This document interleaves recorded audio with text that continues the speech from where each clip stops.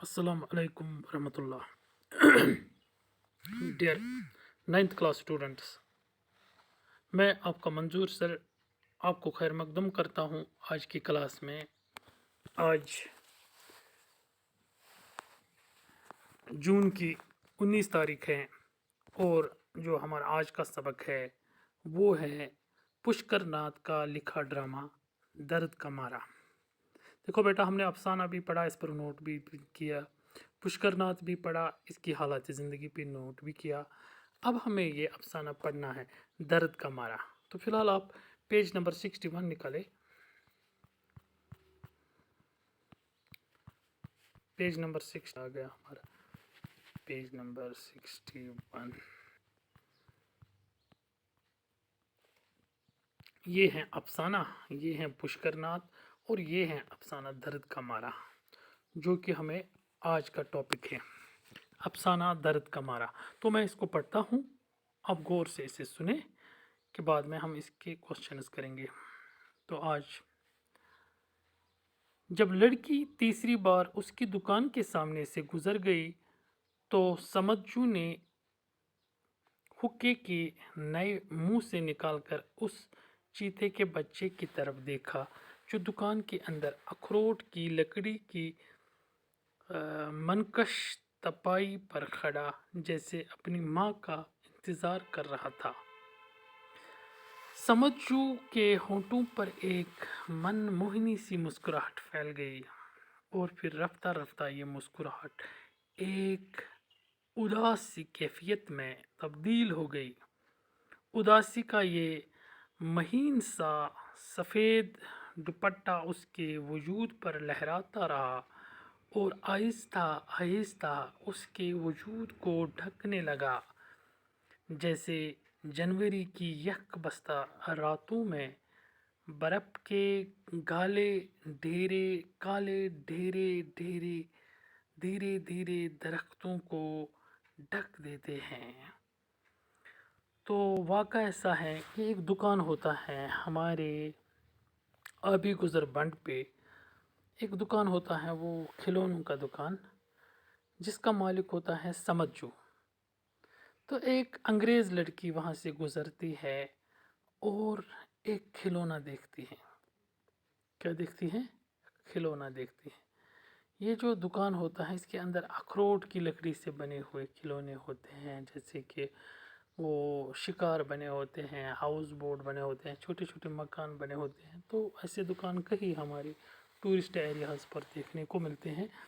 तो समज्जू इस खिलौने की तरफ देखते हैं, इस लड़की की तरफ देखते हैं और ख़यालों की दुनिया में खो जाते हैं।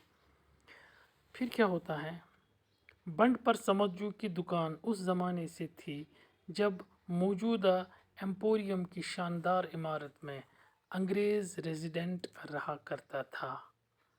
तो आपको पता होगा कि हमारी एम्पोरियम की दुकान कहाँ पे है। जब ये बंड ख़त्म हो जाता है टीआरसी के करीब, तो वहाँ पे एक एम्पोरियम की पुरानी बिल्डिंग है।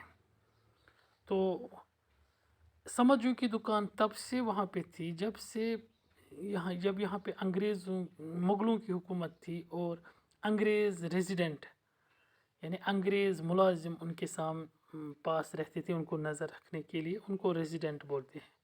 उन्हीं के नाम से इस रोड को फिर रेजिडेंसी रोड, क्योंकि इसी रोड पे ये अंग्रेज़ मुलाजिम रहते थे जिनको रेजिडेंट्स कहते थे, तो उन्हीं के नाम पर इस रोड का नाम रेजिडेंसी रोड पड़ गया। तो समज्जू की दुकान तब से वहाँ पे थी इस बंड पे।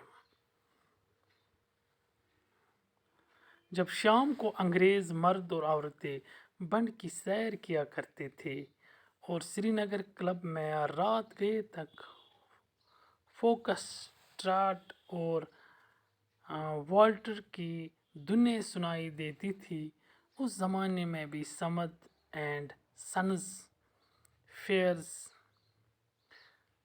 एंड टैक्सी ड्रमिस्ट की दुकान मशहूर थी और अंग्रेज़ औरतें इस दुकान में समोवार की मलबूसात के आर्डर बुक पर बहुत चाव के साथ दस्तक किया करती थी। تو اس زمانے میں کیونکہ یہاں پہ انگریز بہت آیا کرتے تھے تو اس بھنڈ پہ جاتے تھے، آتے جاتے تھے، ان کی بھیڑ لگی رہتی تھی ادھر، وہ وہاں سے انجوائے کرتے تھے اور ان دکانوں کی رونق ہوا کرتی تھی۔ انگریز مرد تو سمجھو سے جانور اور پرندے بہت شوق سے خریدا کرتے تھے۔ چیتے، بارہ سنگے، مارخور اور طرح طرح کے پرندے ہو کر سرکی، مرغا، ولر کی راج ہنس، ڈل جھیل کی رام چڑیا، مانس بلکہ بطخیں، مردہ جانوروں کی کھالوں میں نیا فٹ کرنے کا فن سمجھو نے اپنے باپ رمضان جو سے سیکھا تھا۔ تو تمام پرندوں اور جانوروں کو وہ لکڑیوں سے بناتا تھا اور ان پر بہت خوبصورت روغن کر کے اپنی دکان پر سجاتا تھا۔ تو سمجھو نے یہ کام اپنے باپ جس کا نام رمضان جو تھا اس سے سیکھا تھا۔ یہ چیزیں انگریزوں کو آج بھی بہت اچھے لگتے ہیں۔ رمضان جو ان پڑھ تھا لیکن خدا نے اس کے ہاتھوں میں ایسا جادو بھر دیا تھا کہ لوگ حیرت سے دانتوں تلے انگلیاں دبانے پر مجبور ہو جاتے تھے، اور لوگ بھی کون؟ انگریز جو والیان ملک تھے اس وقت، یہ انہی کے حوالے تھا، اور 7 سمندر پار سے تعلیم، علاج، دوائیاں، چاندی کے سکے اور مکرانہ نظام حکومت لائے تھے۔ کہا جاتا ہے ایک انگریز کپتان نے خوش ہو کر رمضان جو کو ایک دستخطی سرٹیفکیٹ دیا تھا جس میں لکھا تھا اگر رمضان جو لندن میں ہوتا تو بلا شبہ بادشاہ جارج ششم نے اس کا آرٹ دیکھ کر اس کو سر کا خطاب عنایت فرمایا ہوتا۔ تو ایک انگریز نے اس کو سرٹیفکیٹ دیا تھا کہ رمضان جو کا جو آرٹ ہے یہ اتنا شاندار ہے کہ اگر وہ لندن میں ہوتا تو اس کو وہاں کے بادشاہ سے سر کا خطاب ملتا، جس طرح علامہ اقبال کو سر کا خطاب ملا اسی طرح اس کو بھی سر کا خطاب ملتا۔ افسوس کہ یہ سرٹیفکیٹ اس آگ کی نظر ہو گیا تھا جس نے ایک منحوس رات کو رمضان جو کے مکان کو چشم زدن میں راکھ کا ڈھیر بنا دیا تھا۔ تو وہاں پہ ایک آگ لگ گیا تھا اس کے گھر میں، دکان میں، مکان میں، تو وہاں پہ یہ سرٹیفکیٹ جل گیا تھا۔ اس وقت سمجھو کی عمر 18 برس کی تھی اور دوسری جنگ عظیم ختم ہو گئی تھی۔ اس آگ نے تو سمجھو کے باپ کی کمر ہی توڑ دی اور ساتھ میں حاجی اسماعیل کی کمر بھی توڑ دی تھی، کیونکہ رمضان جو حاجی اسماعیل کا چہیتا کاریگر تھا، تو اس آگ سے اس کمر ٹوٹ گیا تھا۔ تو آج اس ویڈیو میں اتنا ہی، آگے کا سبق ہم کل پڑھیں گے۔ فی الحال آپ یہ لیسن جتنا بھی ہم نے اس لیسن میں پڑھا درد کا مارا میں، تو اس کو آپ بار بار سنیں گے، بار بار پڑھو گے۔ اگر کسی لفظ میں، کسی جملے میں، کسی بھی کوئی بھی قسم کی دقت آپ کو محسوس ہو تو آپ مجھے میسیج بھیجنا واٹس ایپ گروپ پہ۔